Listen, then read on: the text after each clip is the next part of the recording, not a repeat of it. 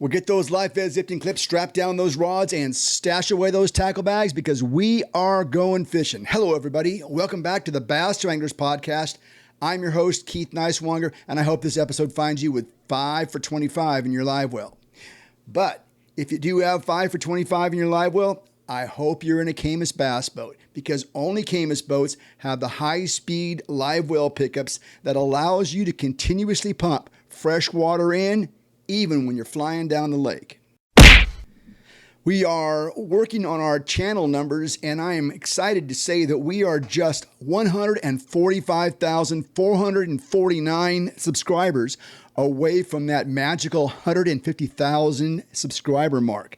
So hit that subscribe button. Help us get over that magic number. Much appreciated.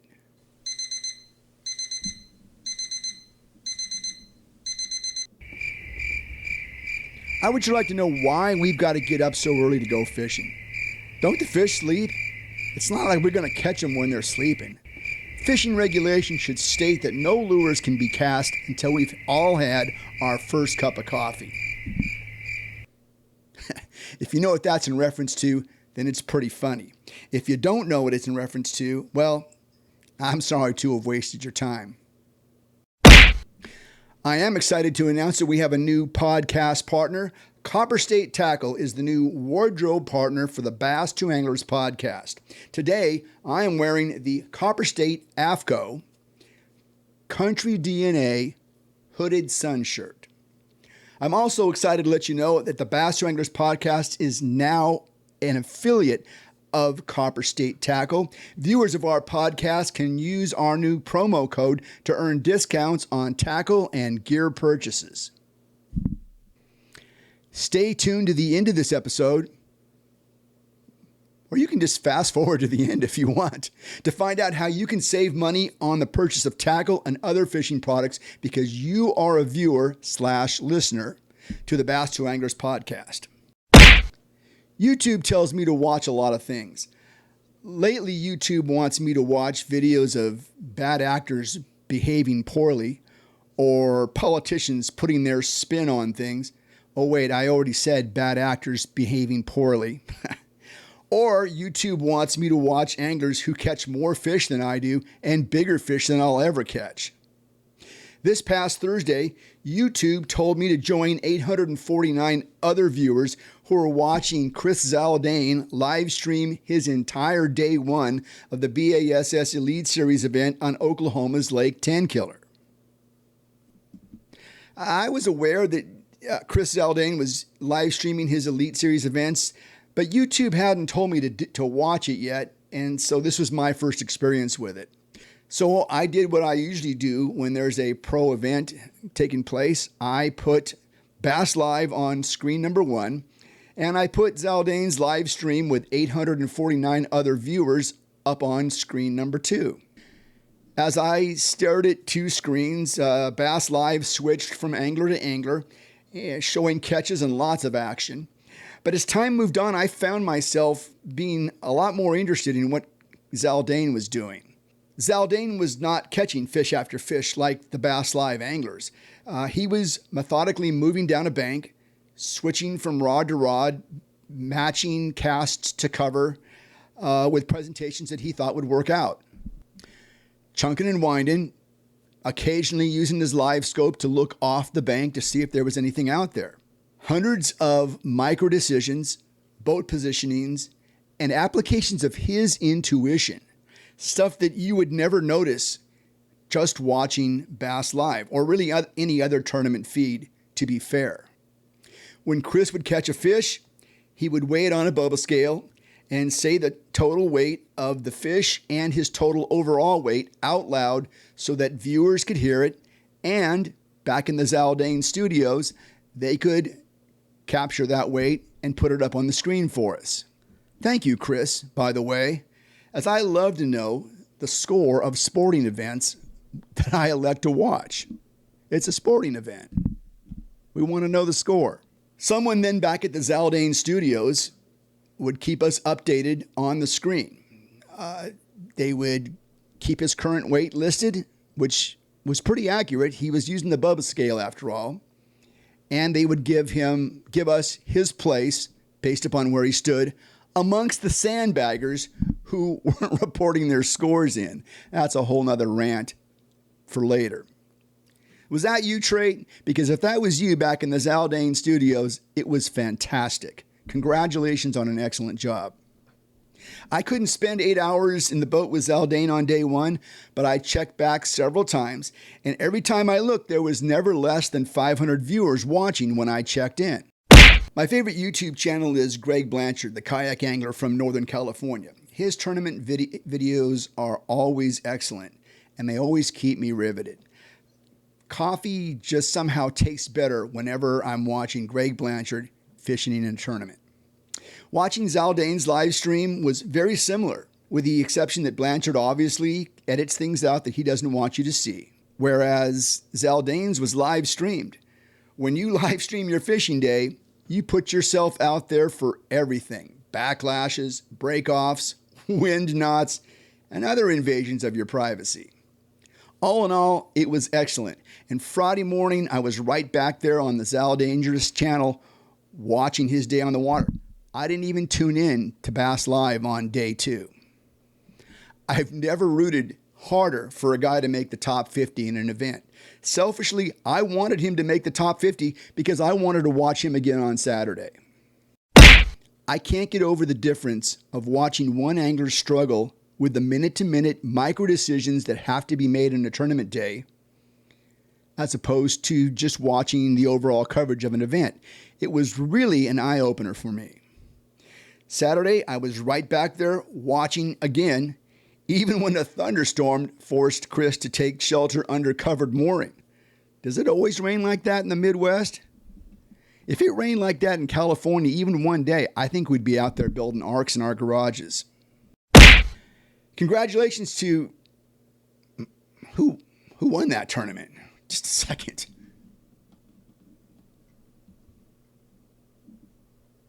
Oh, okay. Congratulations to Wes Logan. Wes Logan won by 1 ounce, 63 pounds over Andrew Loberg, who had 62.15.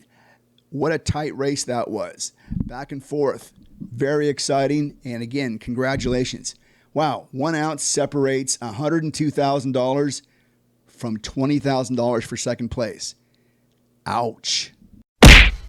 I actually didn't remember who won the event. I was so tuned in to watching Zaldain's live stream that the winners of the tournament, I had to go back and check.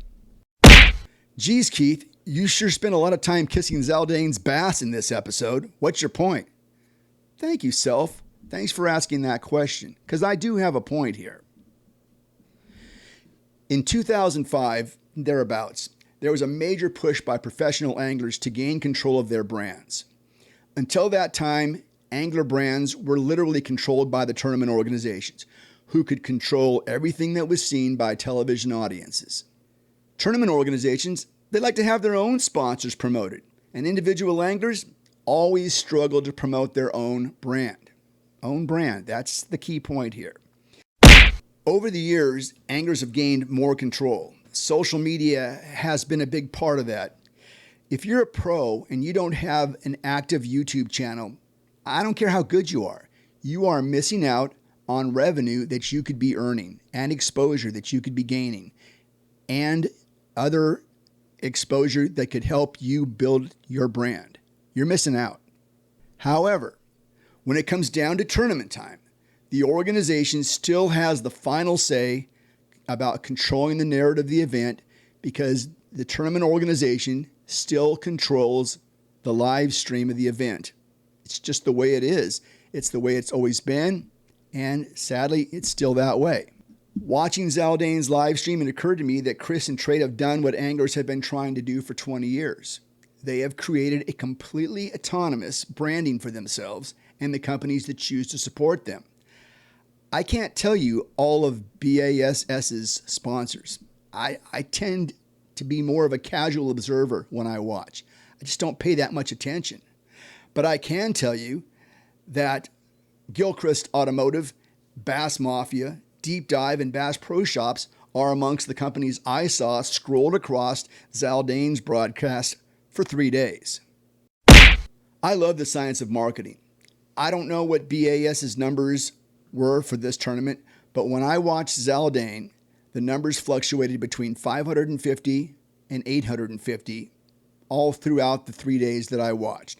These were viewers that were actively watching, actively participating. This brings me to an age-old question about audience impressions. What is better? A few thousand viewers who are casually attached to a broadcast, or several hundred who are so hardcore that they will tune in to watch a guy fish all day? Again, I'm probably late to this dance. The Elite Series is well over halfway through, but I can tell you this, I can't wait until the next event. I want to watch Chris Zaldain's live stream again. Camus Boats, from the mind of Earl Bentz. Excellence, tradition, and service, all part of the Camus advantage. On the water perfection.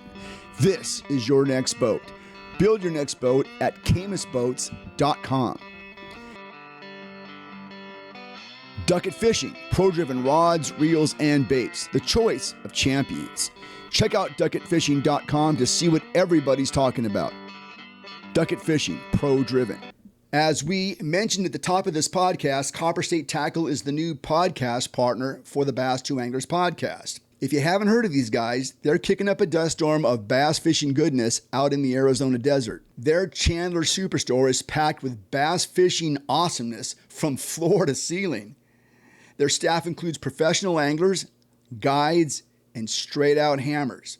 Not only can you find the latest, greatest rods, reels, baits, and clothing, but these guys are truly experts at what they do. Clearly, Copper State speaks bass fishing. Copper State also features online sales and can ship your must-have products as fast or faster than the other guys. Check out what David Lewis has to say about their rapidly growing reach in the online tackle industry. Now, the online sales, I know, is a big part of your business. And I'm again going to come out and say this. I've ordered a few things from your online, and I want to know how you get things shipped so quickly, because I received my orders consistently faster than anywhere else, including Tackle Warehouse. I said it. I guess that kind of probably cost me Tackle Warehouse ever working with us, but that's the way it goes. Yeah, so it goes back to having amazing staff. We've kind of reshuffled things the past couple months. Shipping was sometimes a challenge because we'd have to go between the store and the back and get everything going and get it out, and that slowed us down. So we knew we needed to expand. So we were able to take over right next door. We shared the same wall with a grocery store, a smaller grocery store, and they decided to retire. So we took that building over, and that's in the end of June. We made that all of our retail, and our old store became all of our back stock and just shipping. And that has created an opportunity for us to get our back stock even more organized. Made it a lot easier for us to ship faster. And then in the past couple of months, we kind of restructured who was shipping and how we were doing everything. So we have a shipping manager now named Ashley. So she knows tons about fishing and knows all the product. And she comes in early before anybody even gets there and starts shipping out all of our products. So by the time we actually open the store, we'll have a quarter to half of all of our shipments already packed up, which makes it easier because there's no one in the shop other than her and an assistant, and they knock it out. So that's been huge. But shipping is very important to us because we're all fishermen at the tackle shop. So we understand when we buy it, we wanted it yesterday. So we do our best to get it out as fast as possible. And then, we partner with UPS, and UPS does a lot of things great. And one of those things is getting packages to our customers pretty fast. Now, here's where I'm supposed to say that we are so thankful for all of our viewers and listeners that we have provided a discount code for you. But in reality, it's about creating a revenue stream for this channel. So maybe that's too much truth. Anyway, we really do appreciate your viewership and would love to have you take advantage of our promotional code, through the copperstatetackle.com website. Please go to copperstatetackle.com, load up that basket, and use our promo code BTAP, Bass Tour Anglers Podcast, BTAP1, and you'll receive a 10% discount on your tackle purchases. Hey, it's a little, but it's better than nothing, right? Finally, I alluded to sandbaggers earlier in this rant. I think one of the things that makes Bass Live generally disappointing to me is the fact that while about 75% of the field gives us a general idea of how they're doing, what they're catching, generally what their weight is, there's still that segment in the field that either ignores bass tracks or is too cool for school.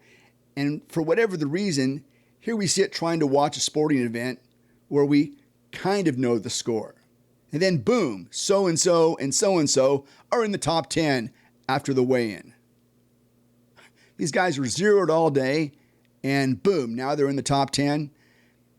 I don't know. I like to know what I'm watching. When I watch, I like to know the score. I'm a fan, and I tune in to see how my heroes are doing.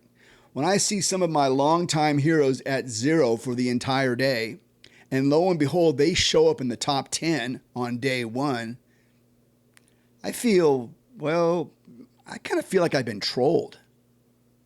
Sporting events need scoreboards, and scoreboards need to be updated and accurate. If I'm wrong, let me know. I'm Keith Neiswanger. This is the Bass Tour Anglers Podcast. Please remember to like and subscribe. If you'd like to reach us, please send us a direct message on Instagram at Bass Tour Anglers Podcast. Take care. Be safe. We'll talk to you next time.